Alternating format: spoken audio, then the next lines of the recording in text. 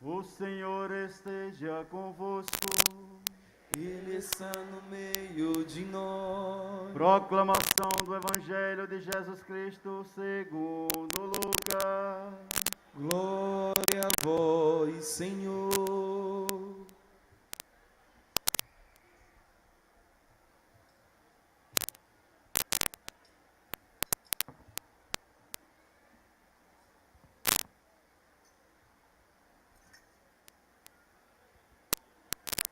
Naquele tempo, no 6º mês, o anjo Gabriel foi enviado por Deus a uma cidade da Galileia chamada Nazaré, a uma virgem prometida em casamento a um homem chamado José. Ele era descendente de Davi e o nome da virgem era Maria. O anjo entrou onde ela estava e disse: Alegra-te, cheia de graça, o Senhor está contigo. Maria ficou perturbada com estas palavras e começou a pensar qual seria o significado da saudação. O anjo então disse-lhe: Não tenhas medo, Maria, porque encontraste graça diante de Deus. Eis que conceberás e darás à luz um filho, a quem porás o nome de Jesus. Ele será grande, será chamado Filho do Altíssimo, e o Senhor Deus lhe dará o trono de seu pai Davi. Ele reinará para sempre sobre os descendentes de Jacó, e o seu reino não terá fim. Maria perguntou ao anjo: Como acontecerá isso, se eu não conheço homem algum? O anjo respondeu: O Espírito virá sobre ti, e o poder do Altíssimo te cobrirá com sua sombra. Por isso, o menino que vai nascer será chamado Santo, Filho de Deus. Também Isabel, tua parenta, concebeu um filho na velhice. Este já é o 6º mês daquela que era considerada estéril, porque para Deus nada é impossível. Maria então disse: Eis aqui a serva do Senhor, faça-se em mim segundo a tua palavra. E o anjo retirou-se. Palavra da salvação. Glória a vós, Senhor.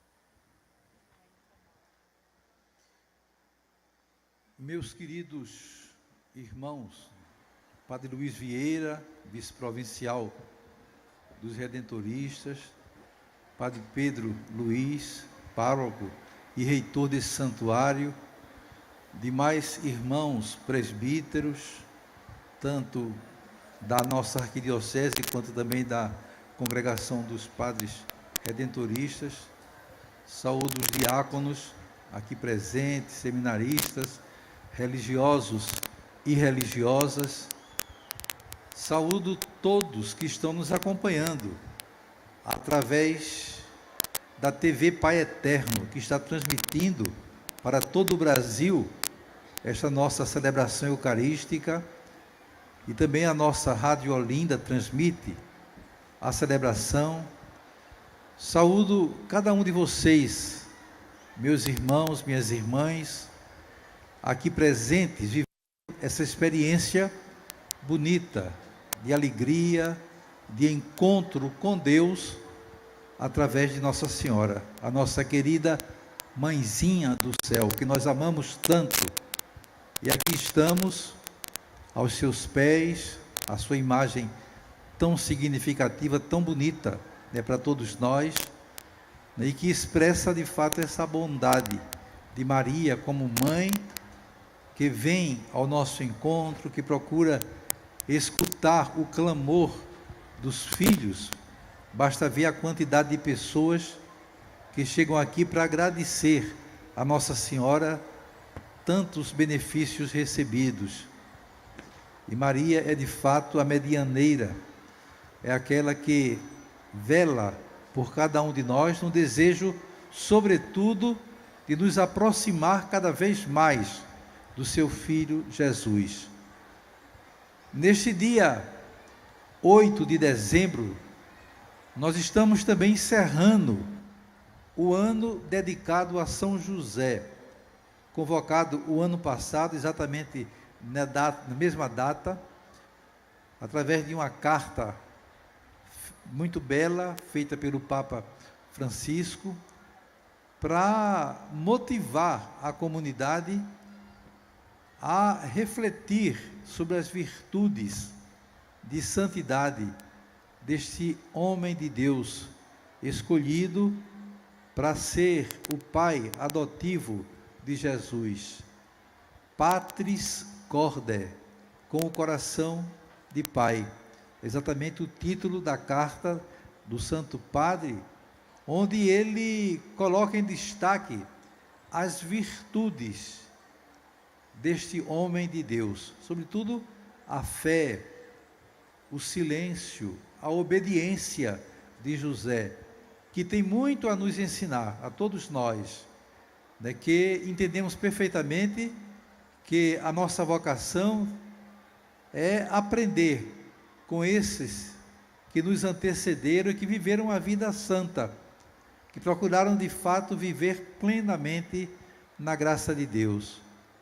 A carta de São Paulo aos Efésios, que foi a segunda leitura da missa de hoje, começa com um bendito.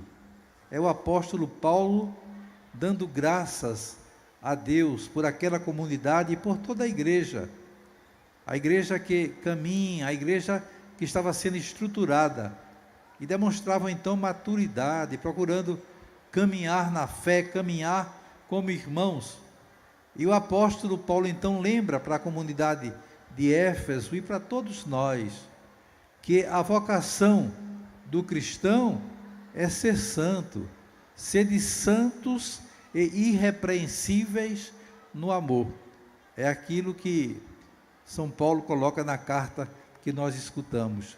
De modo que desde o batismo nós iniciamos esse trajeto, iniciamos essa caminhada de santidade. Não queremos absolutamente ser cristãos pela metade, mas ser cristãos sim, corajosos, cristãos profetas, cristãos que procuram em todos os aspectos fazer a vontade de Deus. E esse início de caminhada acontece exatamente no dia em que nós nos batizamos e assumimos o compromisso com a fé. Hoje, por exemplo, nesse dia 8 de dezembro, eu estou particularmente rendendo graças a Deus, porque há 74 anos atrás, no dia 8 de dezembro, numa capela dedicada à Imaculada Conceição, pertinho lá de Jussaral, distrito do Cabo de Santo Agostinho, eu fui batizado, no dia 8 de dezembro. E a gente normalmente esquece muito de comemorar o dia do nosso batismo. A gente se lembra de festejar tudo, menos o batismo, não é verdade? E às vezes a gente sabe nem a data quando foi batizado. Quem é que sabe aqui quando foi batizado? Levante a mão.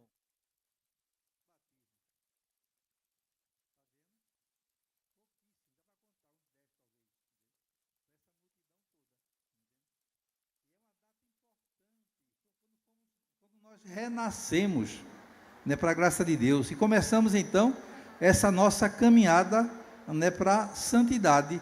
Então é bom que vocês saiam daqui com essa tarefa de descobrir o dia que foram batizados.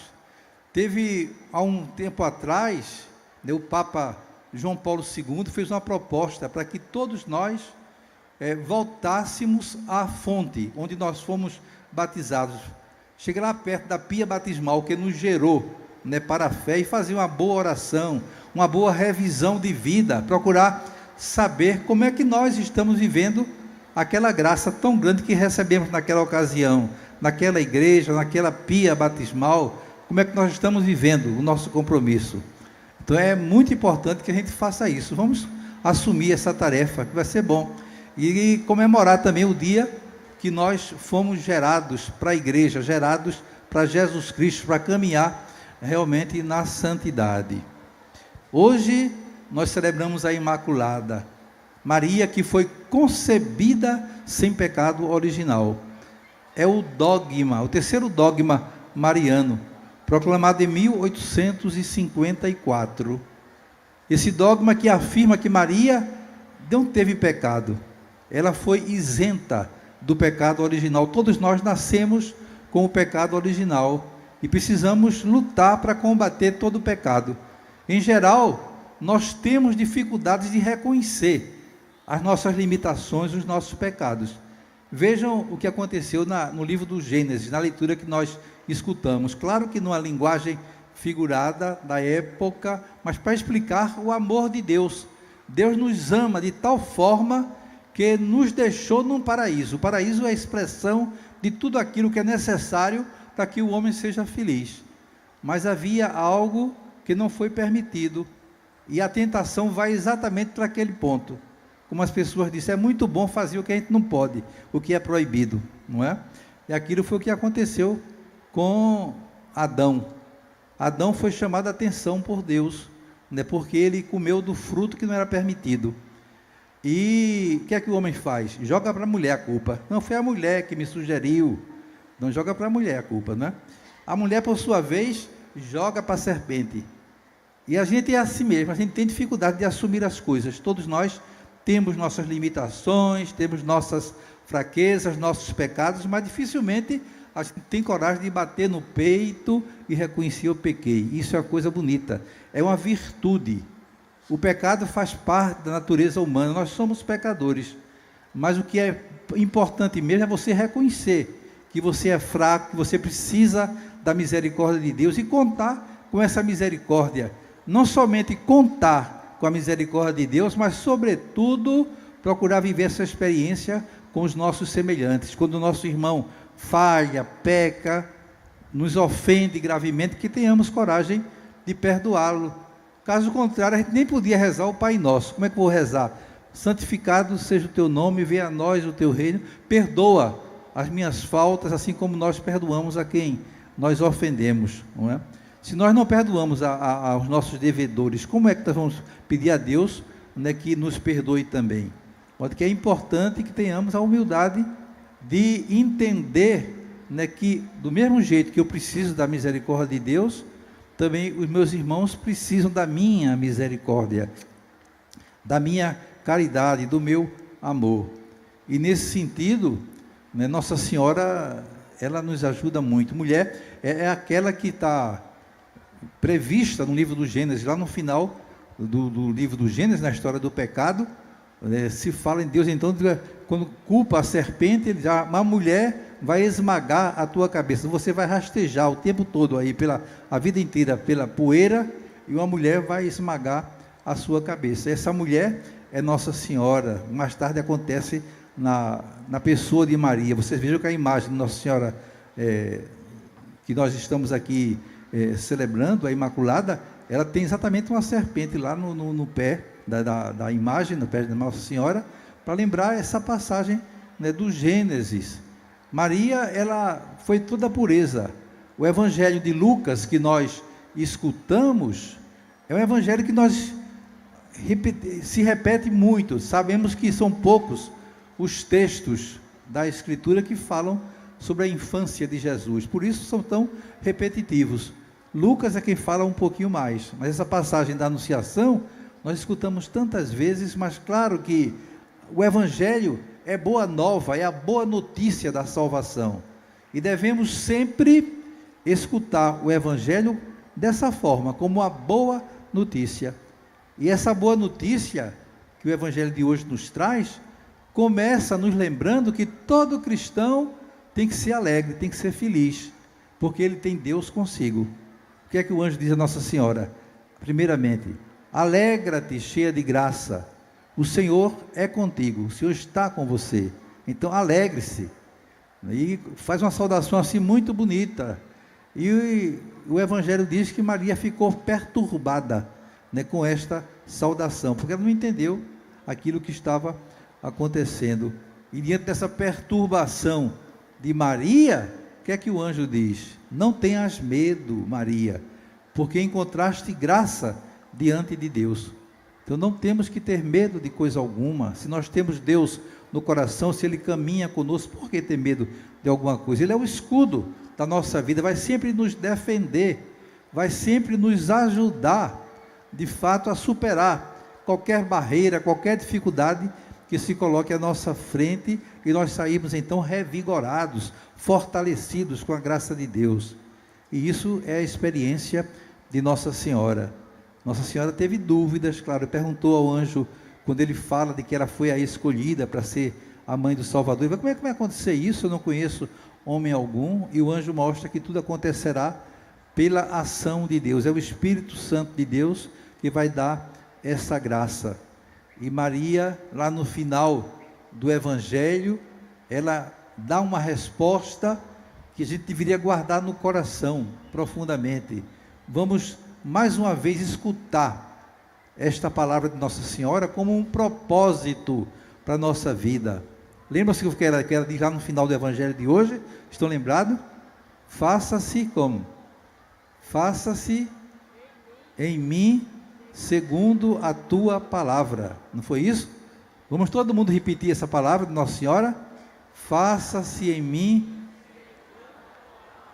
Mais alto. Faça-se em mim. Pois é, então que seja essa a nossa resposta permanente para o Senhor. Ele nos ama, Ele tem um plano de amor para cada um de nós.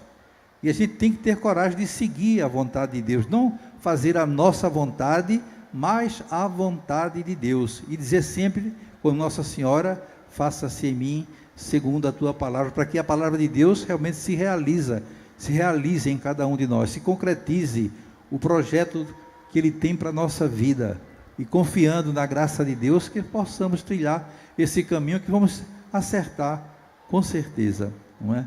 Então que nós busquemos a cada dia da vida, viver com amor, com responsabilidade, a palavra de Deus, e possamos então cantar, né, com Nossa Senhora, aquele cântico que ela assume, quando vai visitar Isabel. No Evangelho de hoje está dito, né, que o anjo comunica a Nossa Senhora, que a prima dela estava grávida, esperando um filho, que seria o precursor, e Maria vai então, numa atitude missionária, ao encontro de Isabel, e chegando junto de Isabel, palavras belíssimas são trocadas, mas no final, Nossa Senhora canta o Magnificat, a minha alma engrandece o Senhor, e o meu espírito exulta em Deus meu Salvador, porque Ele olhou a pequenez, a baixeza de sua serva, e daqui para frente, da doravante, todas as gerações me chamarão bendita, porque o Senhor fez maravilhas em mim.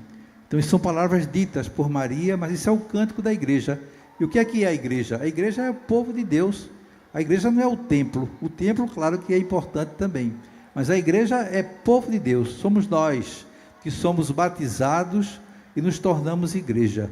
Então, enquanto igreja, buscando caminhar na santidade, nós devemos render graças a Deus, porque Ele fez maravilhas em nossas vidas, e todos nós cantarmos sempre, permanentemente, com Nossa Senhora. A minha alma engrandece o Senhor, e o meu espírito exulta em Deus, meu Salvador.